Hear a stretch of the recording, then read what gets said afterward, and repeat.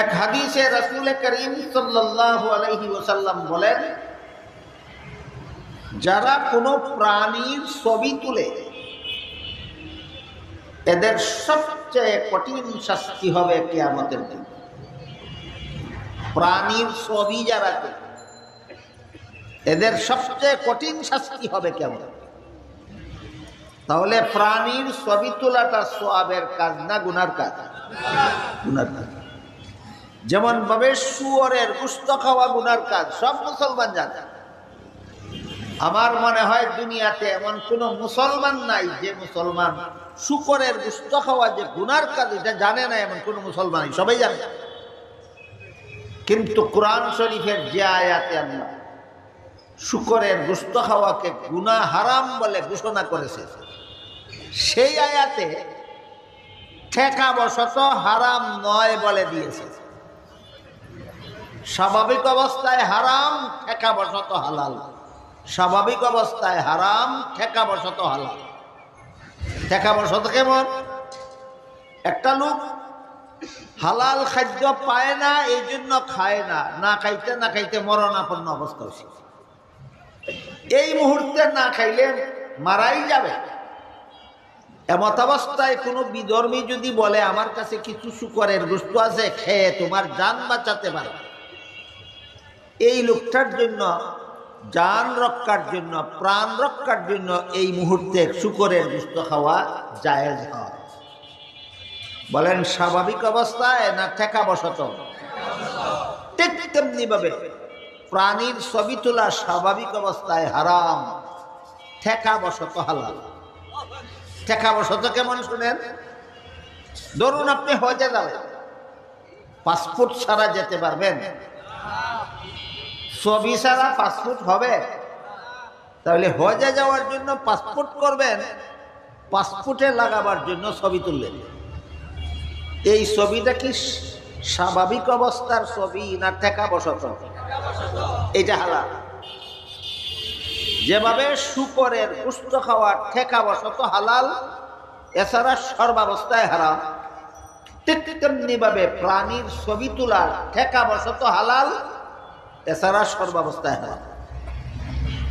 কিন্তু আজকাল দেখা যায় আমরা দাওরায়ে হাদিস পাশ করা ছাত্রদের মাথায় পাগড়ি বেঁধে দেওয়ার সময় তুমি হারাম কাজে লিপ্ত থাকলে আমার সনদ প্রত্যাহার করা হবে, এই কথা বলে না দেওয়ার কারণে একদিকে মাথায় পাগড়ি বাঁধা আছে, অপর দিকে মুখে সুন্নতি দাঁড়িয়ে আছে, অপর দিকে গায়ে গায়ে সুন্নতি জুব্বা লম্বা জামা আছে, রাস্তার পাশে দাঁড়াইয়া শত শত মানুষের সামনে ছবি তুলতেছে।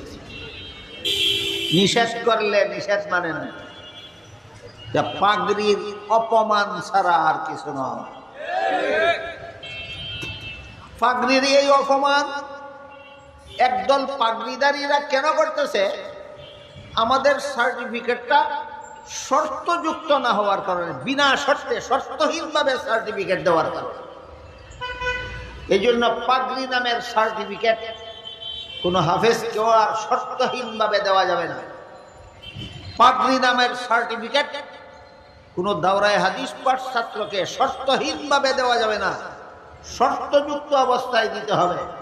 তুমি খতমে তারাবি পড়াইয়া বেতন ভাতা নিবা না, এই শর্তের উপর পাগড়ি দেওয়া হলো। কোনোদিন নিলে, কোনোদিন বেতন ভাতা নিলে আমাদের সনদ প্রত্যাহার গণ্য হবে। দাওরায়ে হাদিসের ছাত্রদেরকে পাগড়ি বেঁধে দেওয়ার সময় বলে দিতে হবে তুমি কোনো হারাম কাজে লিপ্ত থাকবে না, লিপ্ত থাকলে আমার দেওয়া সনদ প্রত্যাহার করা হয়েছে বলে গণ্য হবে। হযরত উলামায়ে কেরাম, মুহতারাম হাজিরিন, আমি আশা করি আপনারা জানেন যে আজকের এই মুবারক সমাবেশের আয়োজন স্থানীয় একটা মাদ্রাসার ছাত্রদের পাগড়ি প্রদান উপলক্ষে করা হয়েছে। ছাত্ররা লেখাপড়া করে আনুষ্ঠানিক লেখাপড়া সমাপ্ত করেছে, মনে হয় হাফেজ ছাত্র হেফজ সমাপ্ত করেছে, তাদেরকে পাগড়ি প্রদান উপলক্ষে এই সমাবেশের আয়োজন করা হয়। এজন্য এই পাগড়ি প্রদানের বাস্তবতা কি, এই পাগড়ি প্রদানের নিয়মটা আসলো কোথা থেকে, উদ্দেশ্য কি, এর বাস্তবতা কি, আমার মনে হয় বিষয়গুলি এখানেই আলোচনা হওয়া দরকার। আসলে এই পাগড়ি দেওয়াটা হলো একটা সনদ দেওয়া, একটা সার্টিফিকেট দেওয়া। হাফেজ সাহেব ছাত্রদেরকে 30 পারা কোরআন শরীফ মুখস্থ করাইছেন, তার কাছ থেকে মুখস্থ শুনেছেন এবং তিনি আশ্বস্ত হয়েছেন যে সে যে কোনো সময় 30 পারা কোরআন শরীফ মুখস্থ শোনাতে পারবে। এই আশ্বস্ততার একটা প্রমাণ হলো এই সনদ, এই পাগড়ি, এই সার্টিফিকেট। হাফিজ সাহেব ছাত্রের মাথায় পাগড়ি বেঁধে দিলেন, এর মানে হলো সনদ দিলেন এই মর্মে যে কোরআন শরীফ সে মুখস্থ শোনাতে পারবে। আমি কি বুঝাতে পারলাম বিষয়টা? হাফিজ সাহেব ছাত্রের মাথায় পাগড়ি বেঁধে দিলেন, মানে একটা সনদ দিলেন। কিসের সনদ? সে কোরআন শরীফ মুখস্থ শোনাতে পারবে। এই সনদের একটা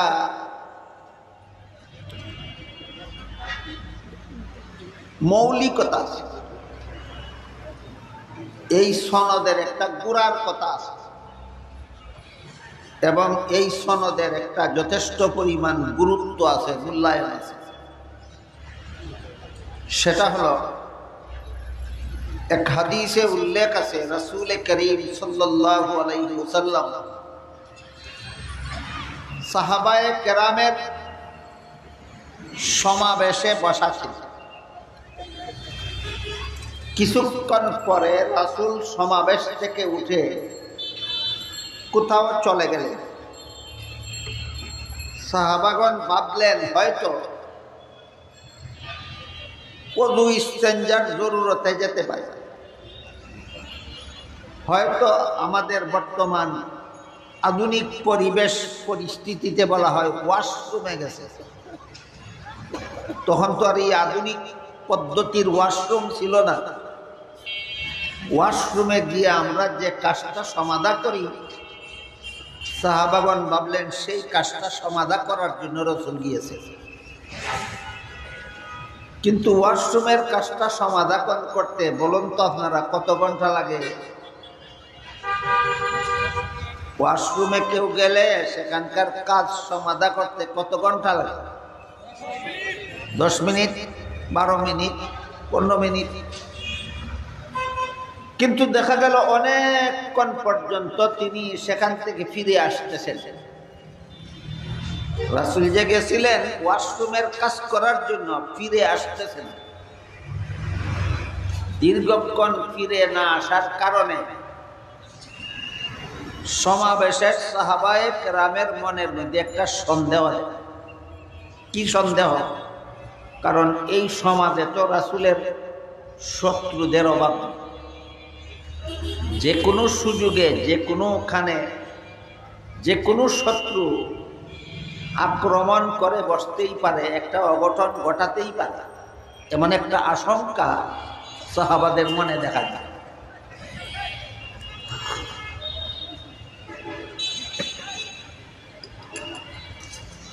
তাই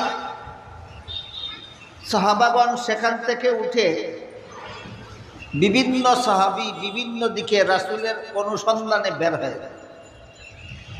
রাসূল কোন দিকে গেলেন, কোথায় গেলেন, কোন কাজে গেলেন, খোঁজ করতে বের হয়ে গেল। তাদের মধ্যে একজন সাহাবী ছিলেন হযরত আবু হুরায়রা রাদিয়াল্লাহু তাআলা। তিনি অনুসন্ধান করতে করতে রাসূলকে খুঁজতে খুঁজতে এক বাগানের ভিতরে গিয়া রাসূলকে আল্লাহর ধ্যানমগ্ন অবস্থায় পেলেন।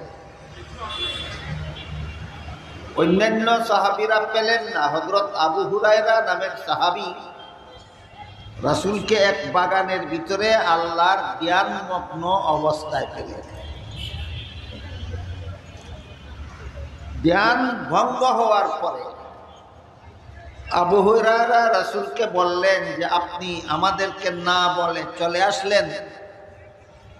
আমরা তো মনে করেছিলাম ওয়াশরুমের কাজের জন্য এসেছেন, কিন্তু অনেক দেরি হওয়ার কারণে শত্রুরা কোনো রকমের দুর্ঘটনা ঘটালো কিনা সেই আশঙ্কায় আমরা পেরেশান হয়ে আপনার অনুসন্ধানে বের হয়েছি। তখন রাসূল করিম সাল্লাল্লাহু আলাইহি ওয়াসাল্লাম আবু হুরায়রাকে সান্ত্বনা দিয়া বললেন যে তোমাদের তো এত পেরেশান হওয়ার কারণ নাই, তোমরা তো ইসলামের কলেমা গ্রহণ করেছ, মুমিন মুসলমান হয়েছ। তাই সবাইকে যে আমার পক্ষ থেকে সংবাদ দাও, মান কালা লা ইলাহা ইল্লাল্লাহ দাখালাল জান্নাহ, যেই লা ইলাহা ইল্লাল্লাহ স্বীকার করে নিবে সেই জান্নাতে যাবে। সুসংবাদও দিলেন রাসূল। আবু হুরায়রা এবং অন্যান্য সাহাবাদেরকে সান্ত্বনাও দিলেন। আর তুমি যে আমার সন্ধান পেয়েছো, আমার সাথে যে তোমার সাক্ষাৎ হয়েছে,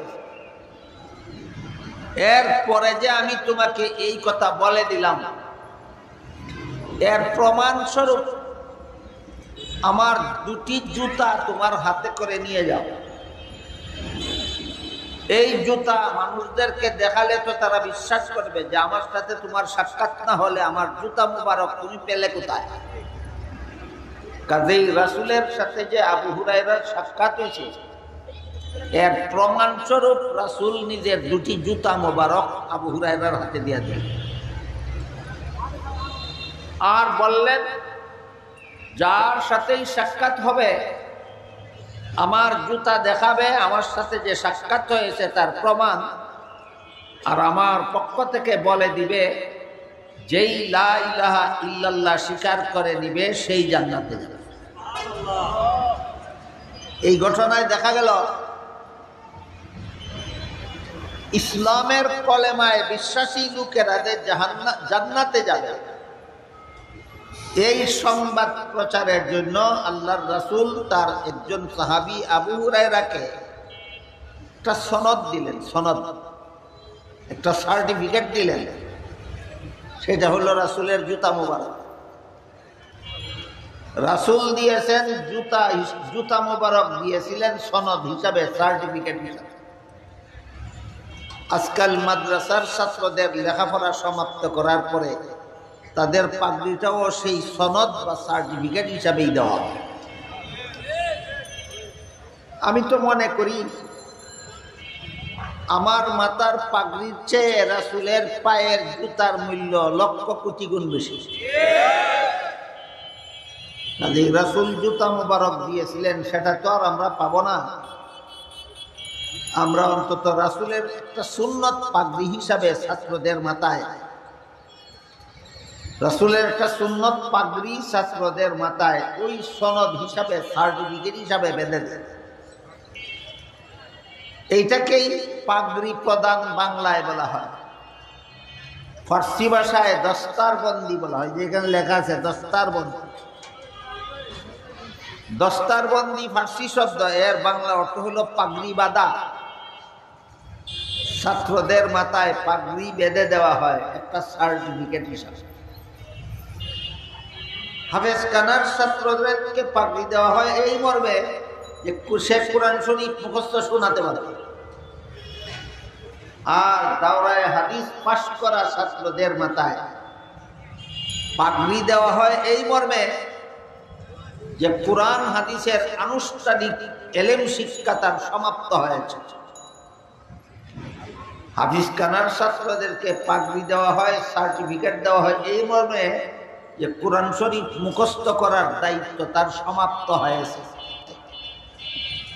আর দাওরায়ে হাদিস পাশ করা ছাত্রদের মাথায় যে পাগড়ি দেওয়া হয়, এর অর্থ কোরআন শরীফ মুখস্থ করার কাজ সমাপ্ত হয়েছে না কোরআন হাদিস শিকার কাজ সমাপ্ত হয়েছে?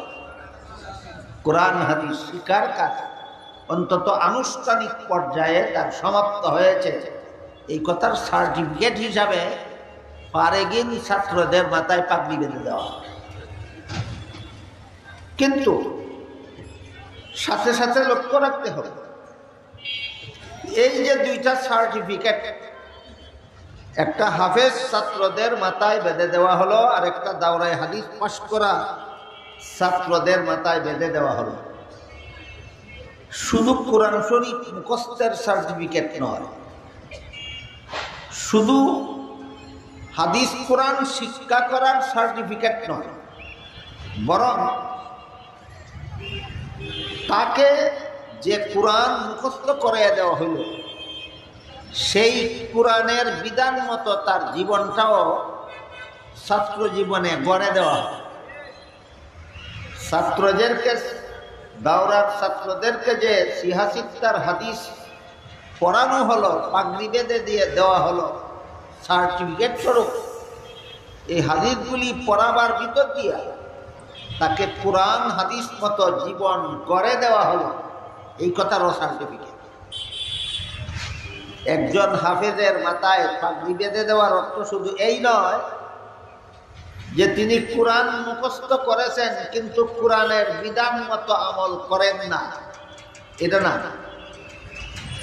হাফিজের মাথায় শাস্ত্র বেঁধে দেওয়ার মর্ম হলো তিনি কোরআন মুখস্থ করেছেন, কোরআনের বিধান মতো আমলও করেন, এইটা হলো সার্টিফিকেট। তেমনিভাবে দাওরায়ে হাদিস পাশ করা একজন ছাত্রর মাথায় পাগড়ি বেঁধে দেওয়ার মর্ম শুধু এটা নয় যে তিনি সিয়াসিত্তার হাদিস পড়েছেন, বরং এর মর্ম হলো হাদিস কোরআন মতো তিনি জীবন গড়েছেন। শুধু পড়েছেন না জীবন গড়েছেন, এই মর্মে পাগড়িটা বেঁধে দেওয়া হয়, এই মর্মে সার্টিফিকেটটা দেওয়া হয়। এজন্য আমরা যারা সার্টিফিকেট দেই আমাদেরও একটা জিনিস লক্ষ্য রাখতে হবে, যেসব ছাত্ররা সার্টিফিকেট নেয় তাদেরও একটা জিনিস লক্ষ্য রাখতে হবে, সেটা হলো আমাকে আমার উস্তাদ মাথায় পাগড়ি বেঁধে দিয়েছেন মানে ইসলামী শিক্ষার সার্টিফিকেট দিয়েছেন, সনদ দিয়েছেন, তাই এই সনদের মূল্য আমার রক্ষা করতে হবে।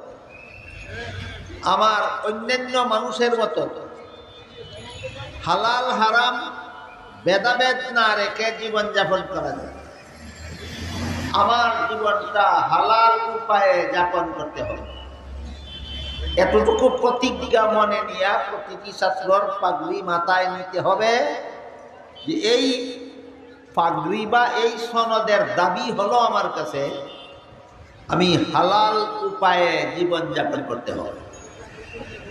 পাগড়ির এই দাবি প্রতিটি পাগড়িওয়ালা ছাত্রদের কাছে।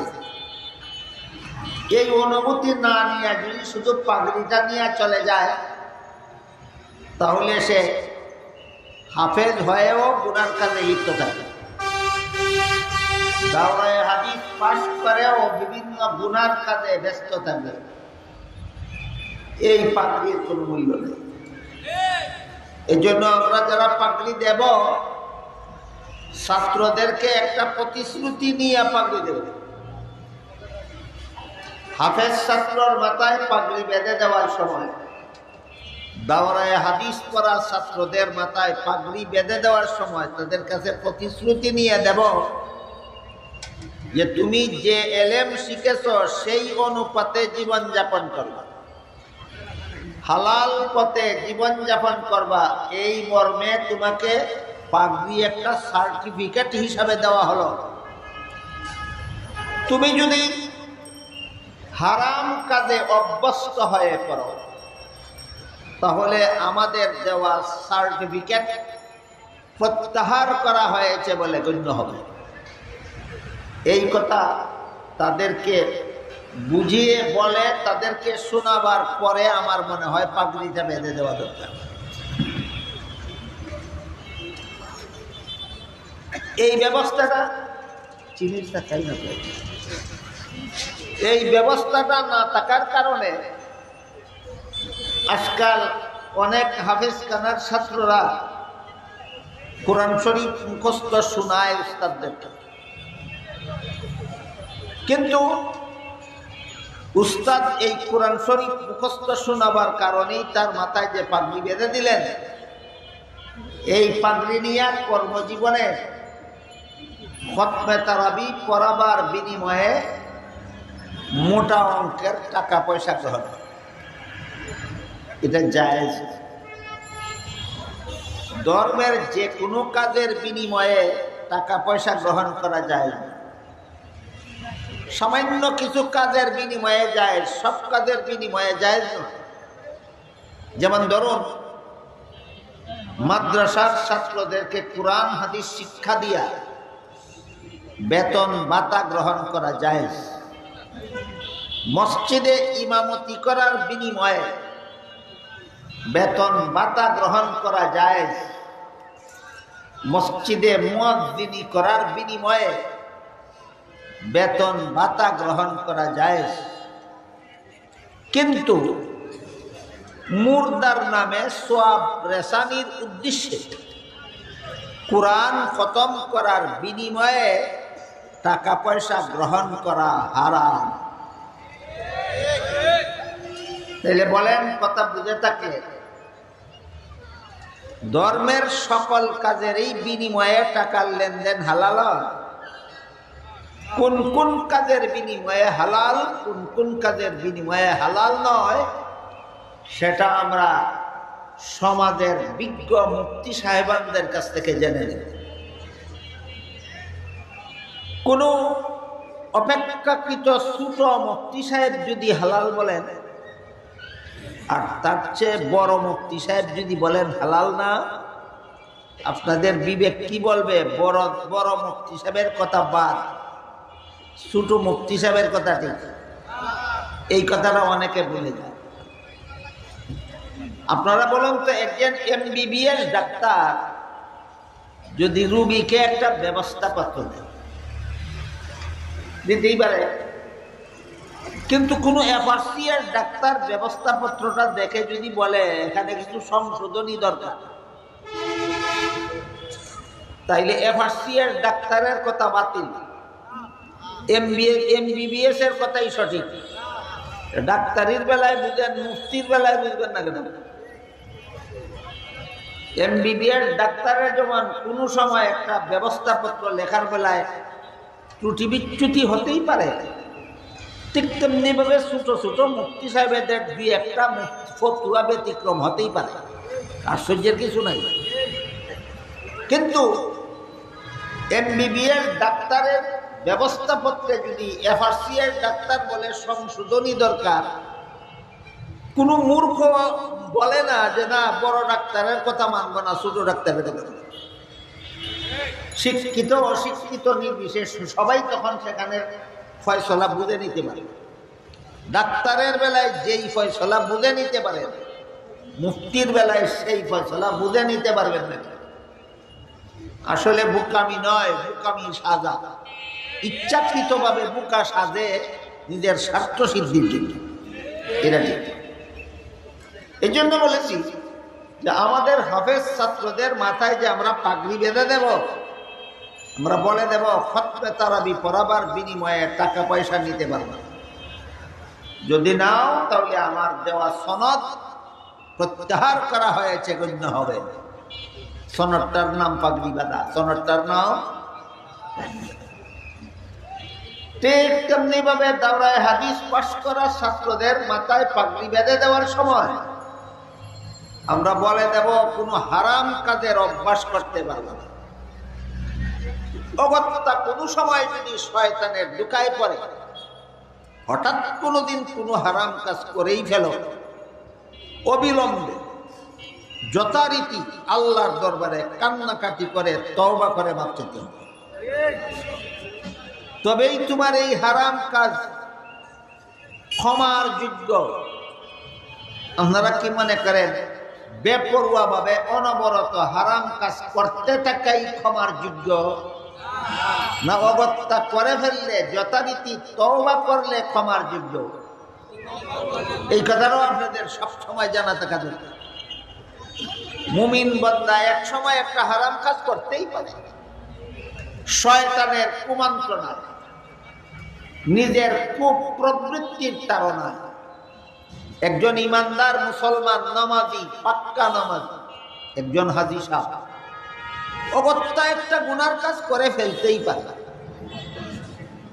কিন্তু তার এই অপরাধটা ক্ষমার যোগ্য না ও অযোগ্য তা সাব্যস্ত করার মাপকাঠি হলো তাকে অবগত করার পরে সে লজ্জিত হয়ে, অনুসূচিত হয়ে, অনুতপ্ত হয়ে তওবা করে আল্লাহর কাছে মাপ চায় কিনা। যদি চায় ক্ষমার যোগ্য, যদি তওবা করতে রাজি থাকে তাহলে ক্ষমার যোগ্য।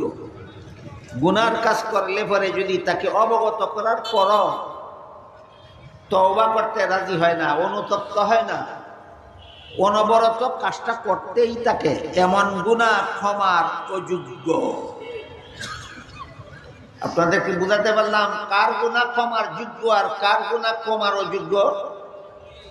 যে অগত্যা করেছিল তাকে সতর্ক করলে যথারীতি সতর্ক হয়ে যায়, সে ক্ষমার যোগ্য।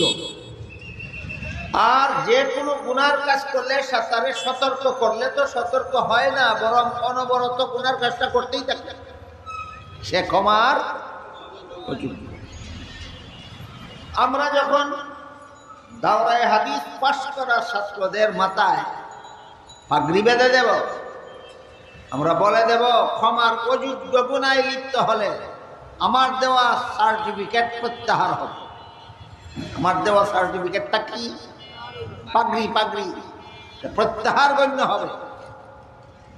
অথচ এই ব্যবস্থাটা বর্তমান সমাজে না নেওয়ার কারণে অনেক ছাত্র উস্তাদের পাগড়ি মাথায় নিয়ে হাফেজ হইয়া খতমে তারাবি পড়াইয়া মোটা অঙ্কের টাকা নেয়, জায়েজ নাই, ফতুয়ার কিতাবে লেখা।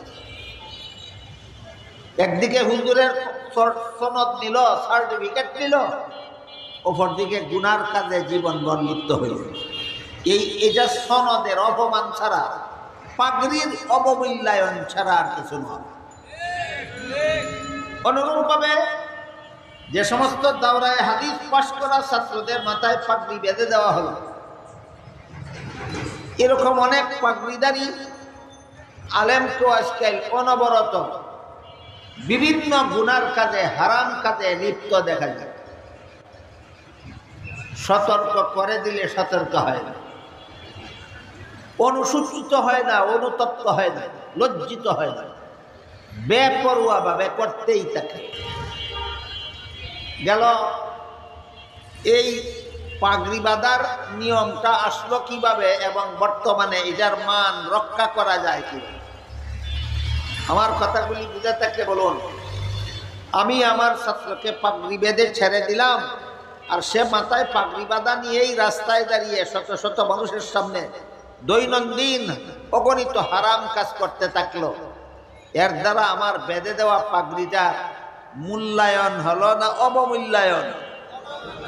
এইরকম অবমূল্যায়ন যেন এত বড় মহামূল্যবান সনদের কেউ করতে না পারে, সেজন্য পাগড়ি প্রদানকারীদের এই শর্ত আরোপ করা দরকার, সতর্ক হওয়া দরকার, নবীর সুন্নতের অপমান যেন পথে ঘাটে না হয়। এবার হাদিসের কথাটা আরেকটু বাকি আছে, সেই কথাটা শেষ করি। রাসূল করিম সাল্লাল্লাহু আলাইহি ওয়াসাল্লাম হযরত আবু হুরায়রা রাদিয়াল্লাহু তাআলা আনহুকে একটা সনদ দিলেন। আগের কথা যারা শুনেছেন মনে রেখেছেন, বলুন তো সনদটা কি ছিল? রাসূলের জুতা মুবারক। আমি বলেছি যে আমার মাথার পাগড়ির চেয়ে রাসূলের পায়ের জুতা মুবারকের মূল্য লক্ষ কোটি গুণ বেশি।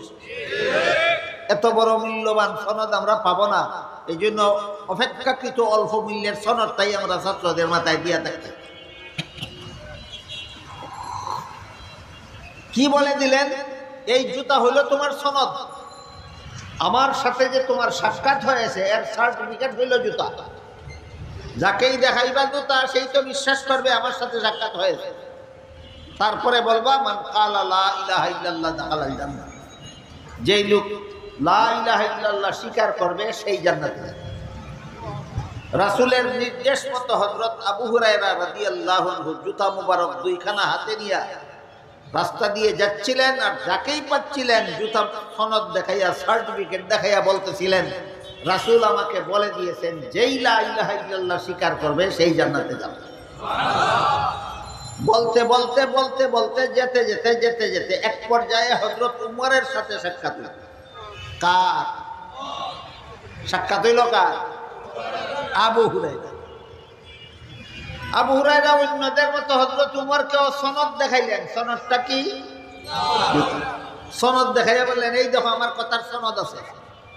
রাসূল বলছেন যেই ব্যক্তি লা ইলাহা ইল্লাল্লাহ বলবে জান্নাতে। উমর আবু হুরায়রার কথা তো গ্রহণ করলেনই না, আবু হুরায়রার বুকে ধাক্কা মেরে তাকে চিৎ করাইয়া ফেলাইয়া দিলেন মাটিতে। আবু হুরায়রার শরীরেও ব্যথা পেলেন, মনেও ব্যথা পেলেন। আমি রাসূলের কথা বললাম, রাসূলের দেওয়া সনদ দেখাইলাম, তারপরেও উমর আমাকে এমন ভাবে প্রতিরোধ করলেন কেন? আবু হুরায়রা বলেন, উমর আমি আপনার বিরুদ্ধে রাসূলের কাছে এক্ষুনি গিয়ে বিচার দায়ের করব। আমি রাসূলের সার্টিফিকেট দেখালাম, রাসূলের কথা বললাম, আমাকে আপনি মারলেন কেন? উমর বলেন, আমিও এক্ষুনি তোমার বিরুদ্ধে গিয়ে রাসূলের কাছে বিচার দেব, তুমি এমন কথা বললা কেন? কি বুঝতেছেন কাহিনীটা? যিনি মারলো তিনিও বলে তোমার বিরুদ্ধে বিচার দেব, যে মার খাইলো সেও বলে আমিও তোমার বিরুদ্ধে বিচার দেব। দুজন একসাথে গেলেন রাসূলের দরবারে। আবু হুরায়রা উমরের বিরুদ্ধে বিচার দিবেন, উমর আবু হুরায়রার বিরুদ্ধে বিচার দিবেন রাসূলের কাছে। যাওয়ার পরে আবু হুরায়রা বললেন, হুজুর আপনি আমাকে সার্টিফিকেট দিয়েছেন, এই সনদ দেখাইয়া আমি আপনার শিক্ষা দেওয়া কথা বলেছি, কিন্তু এর কারণে উমর আমাকে ধাক্কা মেরে ফেলে দিলেন কেন? বিচার চাই।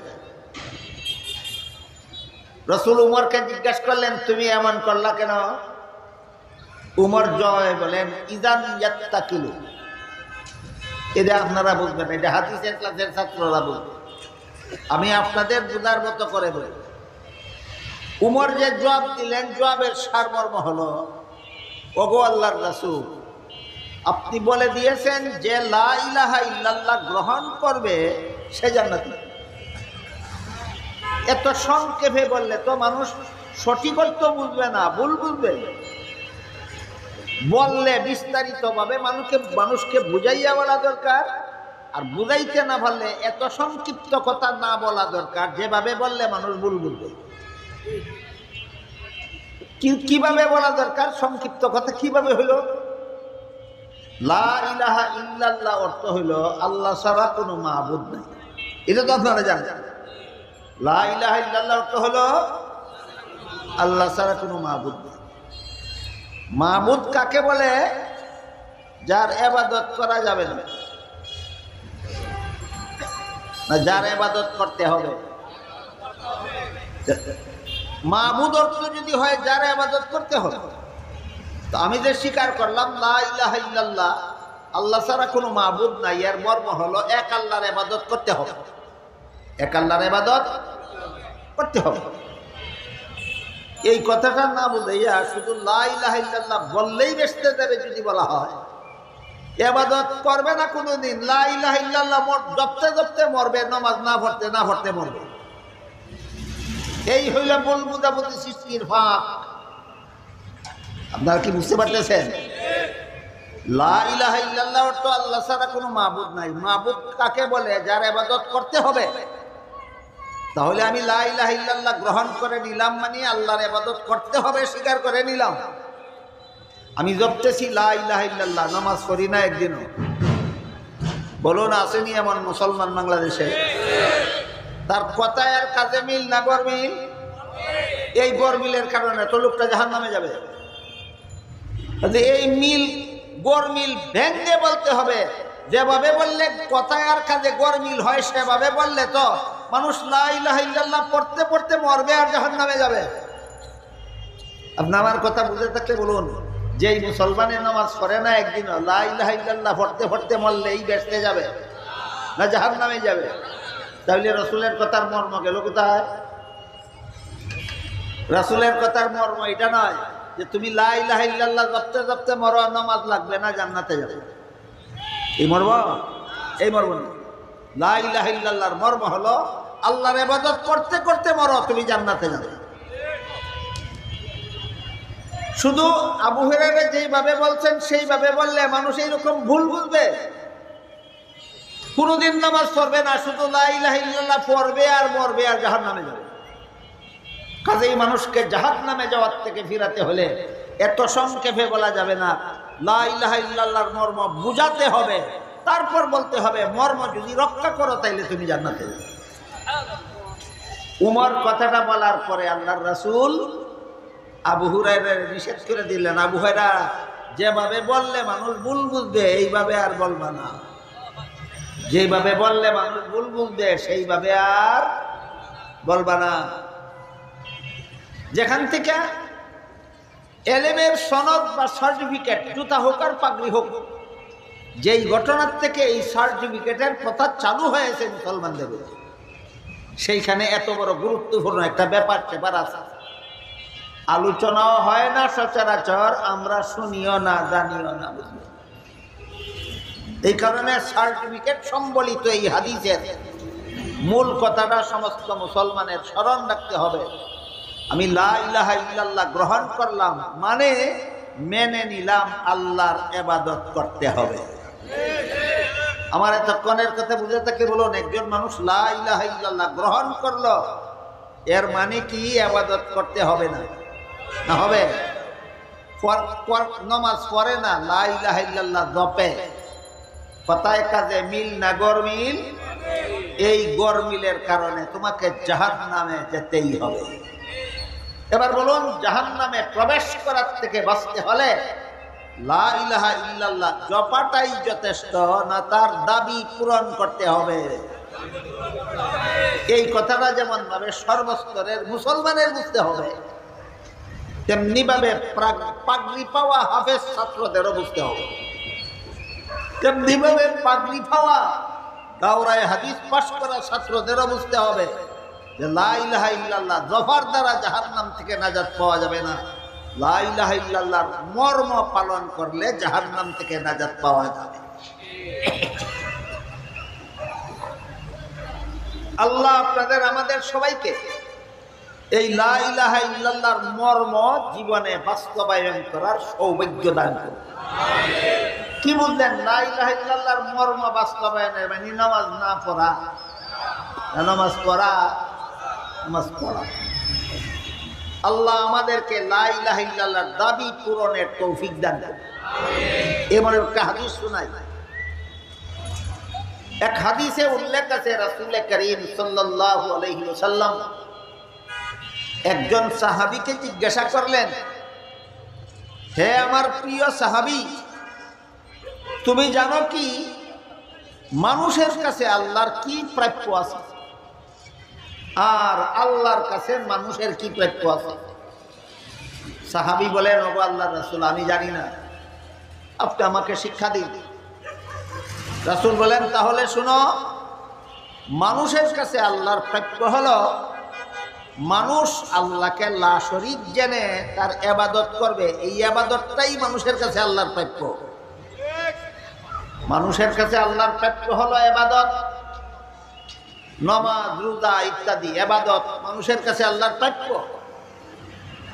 আর আল্লাহর কাছে মানুষের প্রাপ্য হলো জান্নাত। মানুষের কাছে আল্লাহর প্রাপ্য ইবাদত আর আল্লাহর কাছে মানুষের প্রাপ্য জান্নাত। এটা বলার পরে আল্লাহর রাসূল বলেন, এই কথাটা লক্ষ্য করুন, রাসূল বলেন, যেই মানুষ আল্লাহর প্রাপ্য পরিশোধ করে দেবে, আল্লাহও তার প্রাপ্য পরিশোধ করে দেবে। কি মর্ম হইল?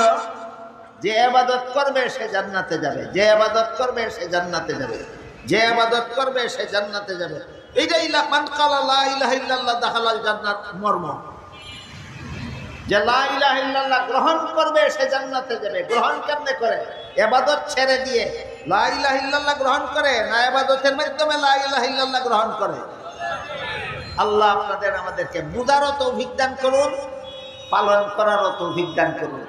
ওয়া আখিরু দাওয়ানা আনিল হামদুলিল্লাহি রাব্বিল আলামিন ওয়া সাল্লাল্লাহু তাআলা আলা খাইরি খালকিহি মুহাম্মাদিন ওয়া আলিহি ওয়া আসহাবিহি আজমাইন।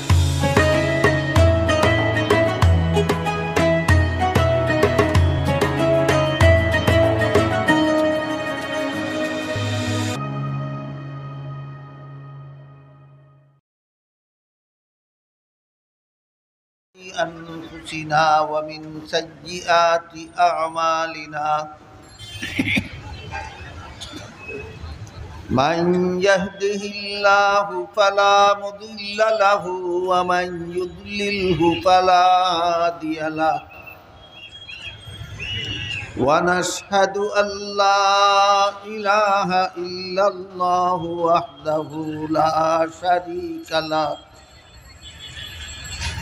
ونشهد أن سيدنا ونبينا ومولانا محمدا عبده ورسوله صلى الله تعالى عليه وعلى آله وأصحابه وبارك وسلم.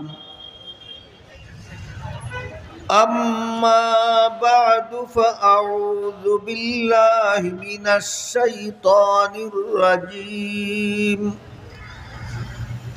بسم الله الرحمن الرحيم. قالت الأعراب آمنا قل لم تؤمنوا ولكن قولوا أسلمنا ولما يدخل الإيمان في قلوبكم وقال رسول الله صلى الله عليه وسلم من كان في قلبه مثقال حبة من خردل من إيمان دخل الجنة. وقال عليه الصلاة والسلام من قال لا إله إلا الله دخل الجنة أو كما قال عليه الصلاة والسلام.